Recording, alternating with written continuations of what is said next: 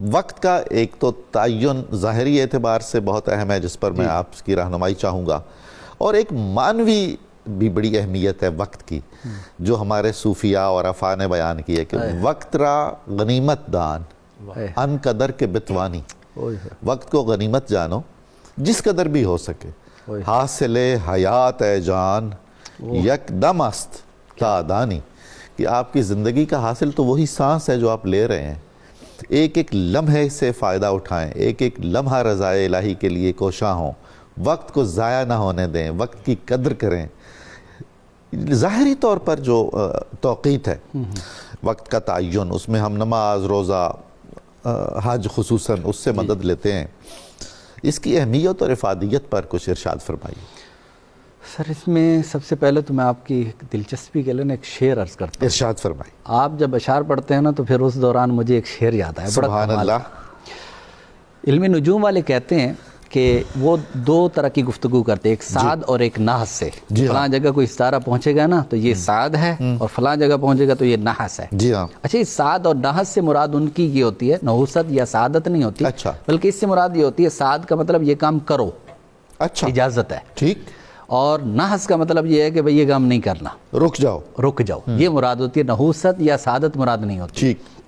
اچھا، اب یہ کہتے ہیں کہ مشتری اور زہرہ، جی، ان دونوں کو ایک کو سعد اصغر کہتے ہیں اور ایک کو سعد اکبر کہتے ہیں۔ ان کا قران ہو جائے، ان کا قران جب ہو جائے، ایک سید میں آ جائیں، جب ان کا اجتماع ہو جائے تو اس وقت وہ کہتے ہیں کہ یہ جو ہے نا ان کی سعادتوں کی انتہا ہو جاتی ہے۔ ہاں جی بالکل۔ اب اعلیٰ حضرت رحمۃ اللہ علیہ نے اپنے ایک شعر کے اندر بڑا کمال کیا۔ جی، آپ نے فرمایا سعدین کا قران ہے پہلوئے ماہ میں، سبحان اللہ، جھرمٹ کیے ہیں تارے تجلی کمر کی ہے۔ کمال ہے، سبحان اللہ۔ آپ نے فرمایا حضور کی قبر انور سعد صدیق اکبر کی قبر، پھر عمر فاروق کی قبر، اب عمر فاروق سعد اصغر، صدیق اکبر سعد اکبر، اور مصطفیٰ کریم علیہ السلام ماہ انور، ماہ کامل۔ تو فرمایا یہ تینوں ایک قران میں ہیں۔ کیا بات، ایک سید میں ہے۔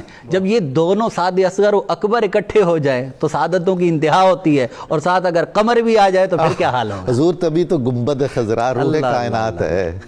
اچھا حضور، گزارش یہ ہے کہ اسلام نے نا ہمیں اوقات کے بارے میں فرمایا، جیسے نمازوں کی بات ہے تو اس میں اوقات، لیکن اس میں نشانیاں بتائیں۔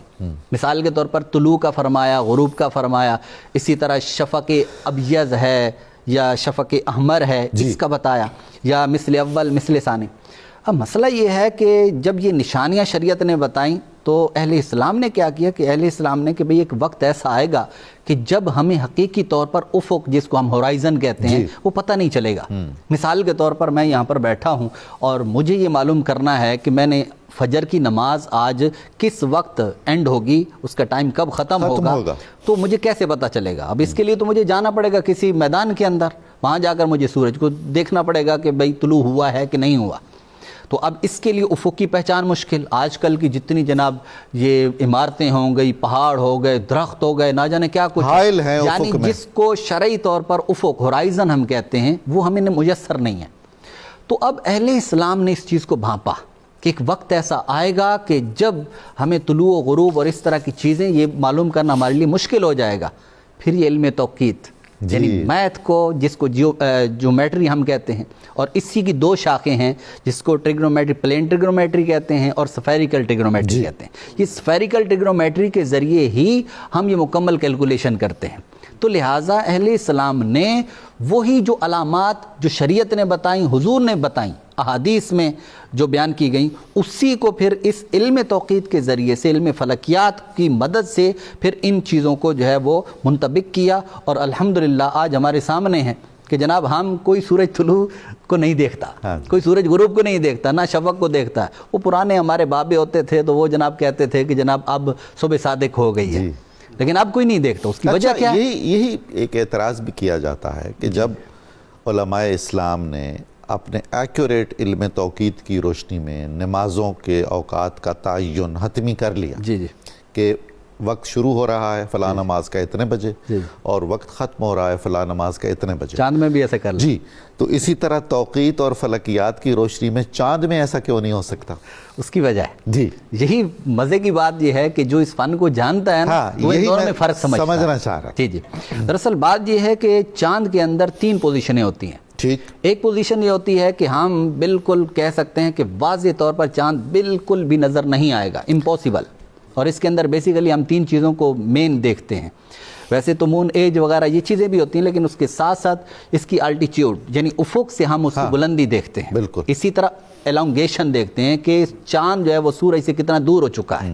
اور تیسرے نمبر پر ہم دیکھتے ہیں کہ سورج غروب ہونے کے کتنے وقت کے بعد چاند غروب ہوگا. جی. یہ 3 چیزیں.